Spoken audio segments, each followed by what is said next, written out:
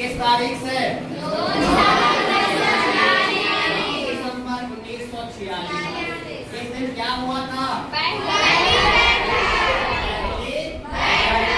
किसकी बैठक? किसकी बैठक? ठीक है। इसके अस्थायी अध्यक्ष कौन थे? सच्चिदानंद सिन्हा। पहली बैठक हुई, ठीक है। इसके बाद संविधान सभा के अध्यक्ष कौन बने? कब बने? 11 दिसंबर 1946 को संविधान सभा के स्थायी थे कि अस्थायी? स्थायी अध्यक्ष कौन बने?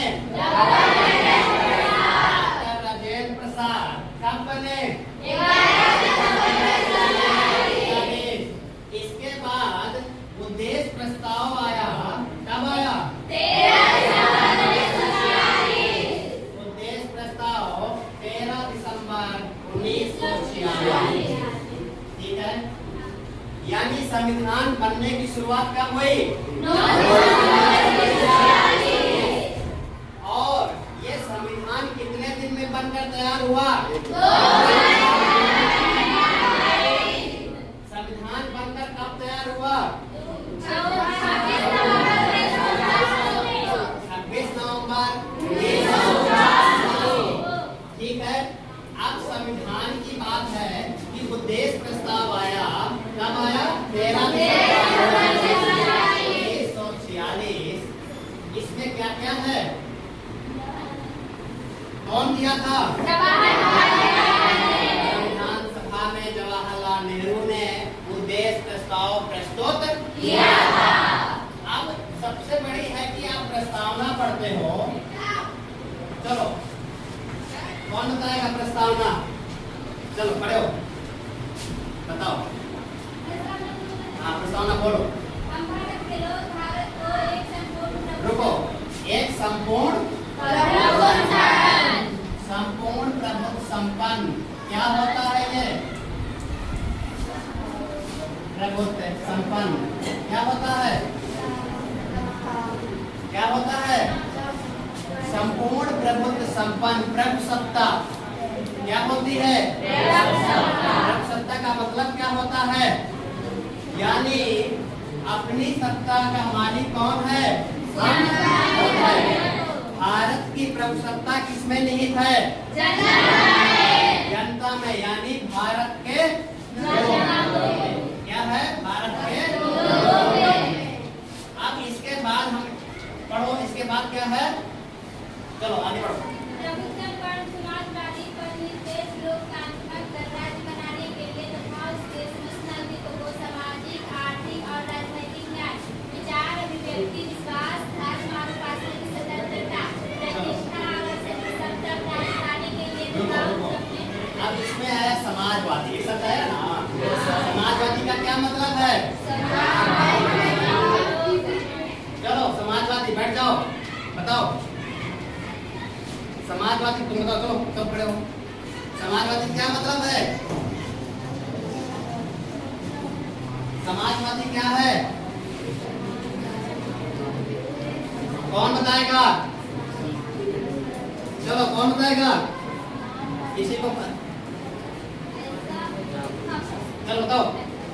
चलो बताओ। ऐसा राज्य जिसमें विकास किसी एक व्यक्ति का ना होकर पूरे समाज का। समाजवादी क्या है? ऐसा राज्य जिसमें किसी एक व्यक्ति का ना हो संपूर्ण समाज का। ऐसा राज्य जिसमें किसी एक व्यक्ति का विकास ना होकर संपूर्ण समाज का विकास। समाजवाद क्या है? ऐसा राज्य जिसमें किसी एक व्यक्ति का, हमारे पास पढ़े, ऐसा राज्य जिसमें किसी एक व्यक्ति का विकास न होकर संपूर्ण समाज का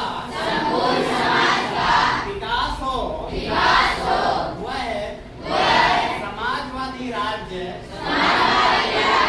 कहलाता है।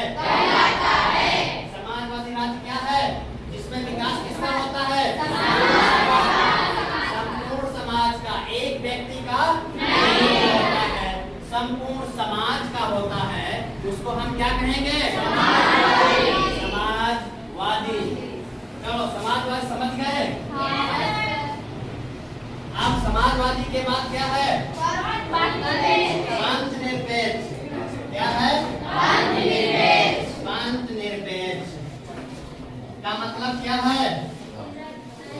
राज्य के दृष्टि में सम्मान। कौन बताएगा? खड़े हो जाओ। ऐसा राज्य बताओ जिसके नजर में सभी धर्मों समान हो। पंथ निरपेक्ष क्या है? जिसमें सभी धर्म का क्या है? सभी धर्म समान हो, यानी सबको देखने का नजरिया क्या हो? राज्य के नजर में सभी धर्म क्या हो? किसी भी धर्म के साथ भेदभाव ना करे और किसी भी धर्म को बढ़ावा ना दे। ऐसे राज्य को क्या कहते हैं? पंथ निरपेक्ष, या इसी को क्या कहेंगे? धर्म निरपेक्ष। क्या कहेंगे? यानी धर्म के प्रति क्या है? निरपेक्ष है। हम किसी धर्म को, राज्य किसी धर्म को नहीं मानता। राज्य किसी धर्म को मानता है? राज्य सभी धर्मों को मानता है, किसी एक धर्म को नहीं मानता। वो क्या कहलाएगा? राज्य के नजर में धर्म क्या है? निरपेक्ष है। इसके बाद क्या है? क्या है? क्या है? लोकतांत्रिक गणराज्य। क्या है? लोकतंत्र क्या होता है? कौन बताएगा? चलो खड़े हो। कौन बताएगा? चलो खड़े हो। लोकतंत्र क्या है? खड़े हो।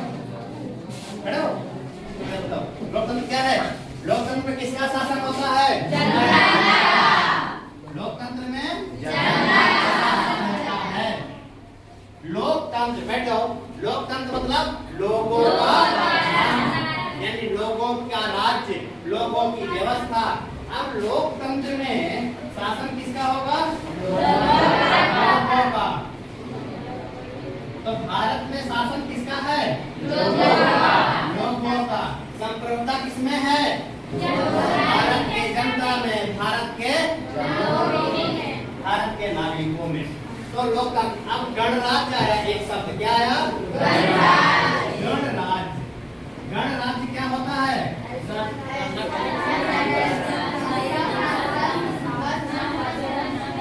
ऐसा राज्य जिसमें शासन का प्रमुख क्या हो? निर्वाचित हो। क्या हो? निर्वाचित हो, यानी चुना हुआ हो।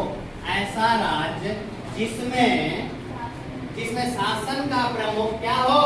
शासन का प्रमुख क्या हो? चुना हुआ हो या निर्वाचित हो। शासन का प्रमुख निर्वाचित हो। ठीक है? गणराज्य का क्या मतलब हुआ? ऐसा राज्य, मेरे साथ बोलेंगे, ऐसा राज्य जिसमें शासन का प्रमुख निर्वाचित हो, उसे गणराज्य कहते हैं।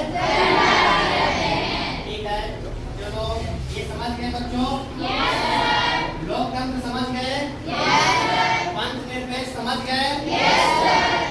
और क्या था? संप्रभुता समझ गए? चलो ठीक है। इसके बाद हम लोग को क्या पढ़ना है? क्या पढ़ना है उसी में? संविधान नहीं, उसी में जो आप पढ़ रहे थे। पंथ निरपेक्ष, धर्म निरपेक्ष, लोकतंत्र गणराज्य बनाने के लिए सामाजिक, आर्थिक, राजनीतिक न्याय क्या होता है? क्या होता है?